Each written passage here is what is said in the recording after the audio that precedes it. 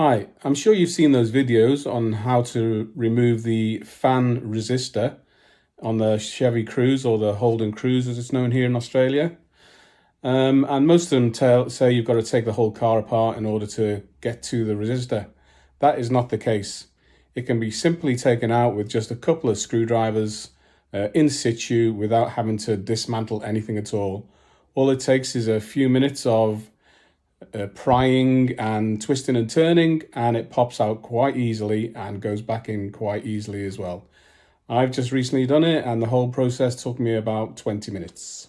So have a look at my video and see what you think. Okay, so I've already removed this one. So I've put it back in roughly how it normally looks. So obviously you need to take the plug off. And then once you've done that, get a slim screwdriver. Something like that, right here, and you push and you'll feel the whole thing unclip.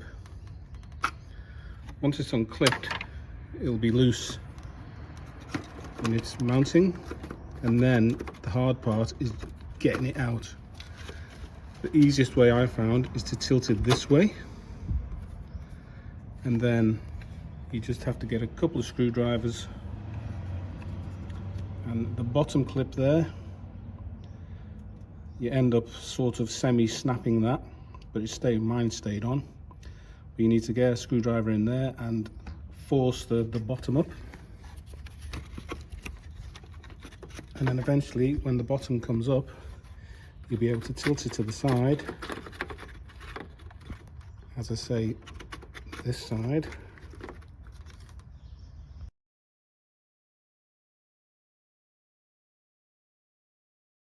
And then once it's tilted to the side, you need to get a screwdriver behind here and just lever this out. Eventually, with a bit of to and fro, it'll pop out like so.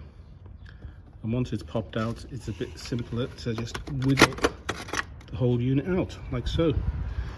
As you can see, I've already cut the wires on mine, and as you can see, it's not in good shape. And so to put it back in is just the reverse, really.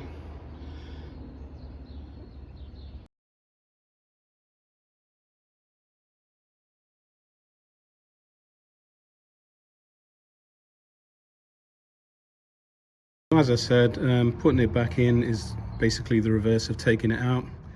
It just takes a bit of to and fro with some screwdrivers to pry it in.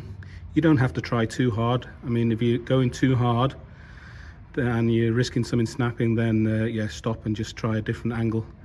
It doesn't take long. It took me 2 or 3 minutes to get in. And as you can see, my one, it didn't come with a spring clip at the top like the old one had. It came with a screw hole. So just to make it a bit more solid in there, just screwed it in. And as good as new. So I'll put the plug back in and away we go. So the fan is running, just on the temperature of the engine, nothing to do with the aircon. The aircon is completely switched off. Whereas before, the fan just would not run. So problem solved, no more overheating, fingers crossed.